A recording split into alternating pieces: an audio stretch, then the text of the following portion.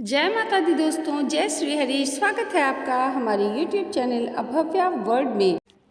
चलिए शुरू करते हैं वैशाख मास की कथा का तीसरा अध्याय। नारद जी कहते हैं, एक समय विदेह राज जनक के घर दोपहर के समय श्रुतदेव नाम से विख्यात एक श्रेष्ठ मुनि पधारे, जो वेदों के ज्ञाता थे। उन्हें देखकर राजा बड़े उल्लास के साथ उठकर खड़े हो गए और मधुपर्क आदि सामग्रियों से उनकी विधि पूर्वक पूजा करके राजा ने उनके चरणोदक को अपने मस्तक पर धारण किया। इस प्रकार स्वागत सत्कार के पश्चात जब वे आसन पर विराजमान हुए, तब विदेह राज के प्रश्न के अनुसार वैशाख मास के महात्म्य का वर्णन करते हुए वे इस प्रकार बोले। श्रुतदेव ने कहा, राजन, जो लोग वैशाख मास में धूप से संतप्त होने वाले महात्मा पुरुषों के ऊपर छाता लगाते हैं, उन्हें अनंत पुण्य की प्राप्ति होती है। इस विषय में एक प्राचीन इतिहास का उदाहरण दिया करते हैं। पहले वंग देश में हेमकांत नाम के विख्यात एक राजा हुए थे। वे कुशकेतु के पुत्र, परम बुद्धिमान और शस्त्रधारियों में श्रेष्ठ थे। एक दिन वे शिकार खेलने में आसक्त होकर एक गहन वन में चले गए और वहाँ अनेक प्रकार के मृग और वराह आदि जंतुओं को मारकर जब वे बहुत थक गए, तब दोपहर के समय मुनियों के आश्रम पर आए। उस समय आश्रम पर उत्तम व्रत का पालन करने वाले शर्त रचित नाम वाले ऋषि समाधि लगाए बैठे थे, जिन्हें बाहर के कार्यों का कुछ भी भान नहीं होता था। उन्हें निश्चल बैठे देख राजा को बड़ा क्रोध आया और उन्होंने उन महात्माओं को मार डालने का निश्चय किया। तब उन ऋषियों के 10,000 शिष्यों ने राजा को मना करते हुए कहा, ओ खोटी बुद्धि वाले नरेश, हमारे गुरु लोग इस समय समाधि में स्थिर हैं।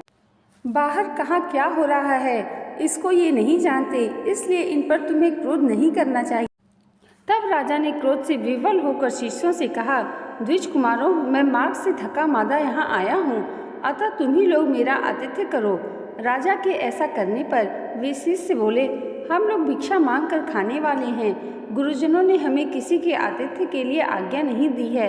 हम सर्वथा गुरु के अधीन हैं, अतः तुम्हारा आतिथ्य कैसे कर सकते हैं। शिष्यों का यह कोरा उत्तर पाकर राजा ने उन्हें मारने के लिए धनुष उठाया और इस प्रकार कहा, मैंने हिंसक जीवों और लुटेरों के भय से जिनकी अनेक बार रक्षा की है, जो मेरे दिए हुए दानों पर ही पलते हैं, वे आज मुझे सिखलाने चले हैं।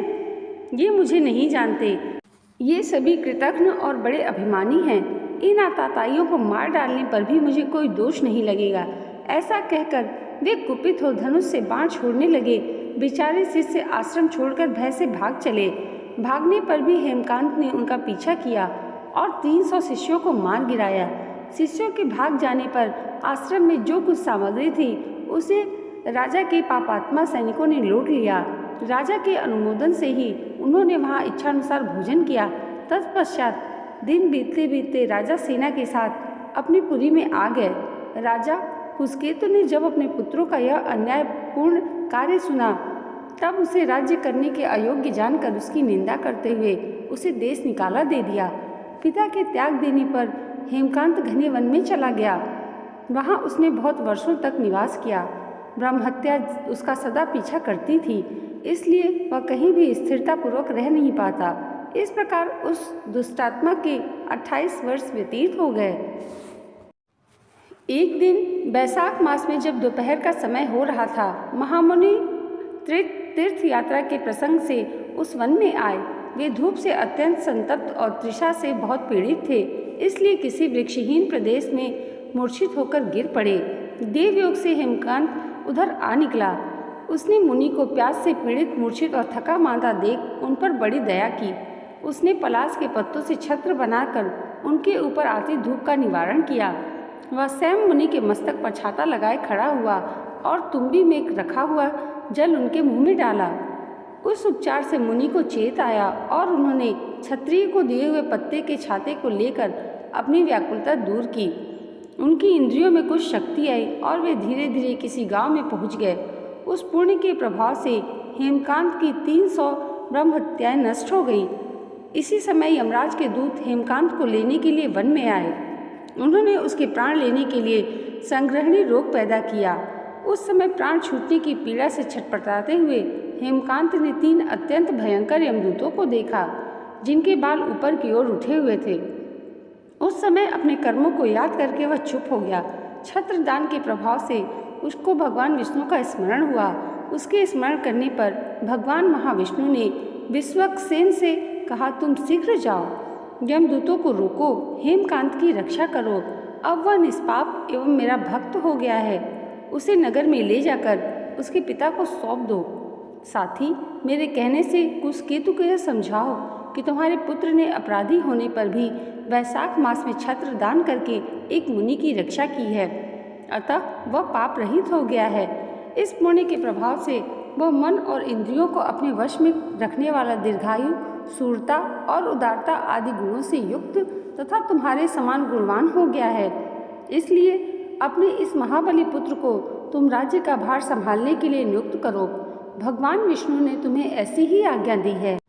इस प्रकार राजा को आदेश देकर हेमकांत को उनके अधीन करके यहाँ लौट आओ।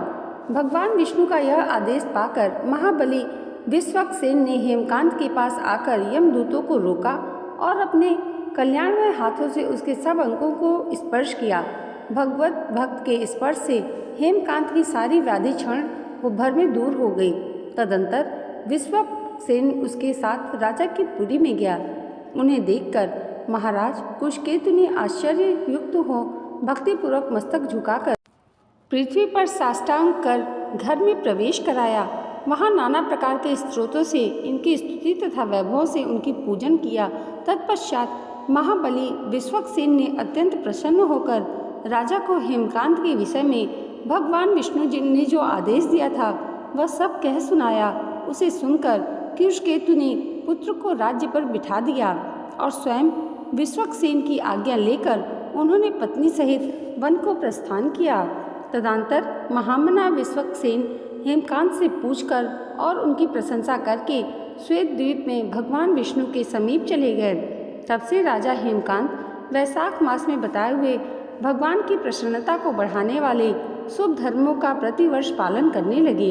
वे ब्राह्मण भक्त, धर्मनिष्ठ, शांत, जितेंद्रिय, सब प्राणियों के प्रति दयालु और संपूर्ण यज्ञों की दीक्षा में स्थित रहकर सब प्रकार के संपदाओं से संपन्न हो गए। उन्होंने पुत्र पौत्रों आदि के साथ समस्त भोगों का उपभोग करके भगवान विष्णु लोक को प्राप्त किया। वैशाख सुख से साध्य अतिशय पुण्य प्रदान करने वाला है। पाप रूपी ईंधन को अग्नि की भांति जलाने वाला, परम सुलभ तथा धर्म, अर्थ, काम और मोक्ष चारों पुरुषार्थों को देने वाला है। दोस्तों, यहाँ पर वैशाख मास के महात्म का 3रा अध्याय समाप्त होता है। आज की ये वीडियो अगर आपको अच्छी लगी हो तो कमेंट बॉक्स में जय श्री हरि लिखना मत भूलिएगा और इसे लाइक और हमारे चैनल पर पहली बार आए हैं तो सब्सक्राइब भी जरूर कीजिएगा। जय श्री हरि, जय माता दी।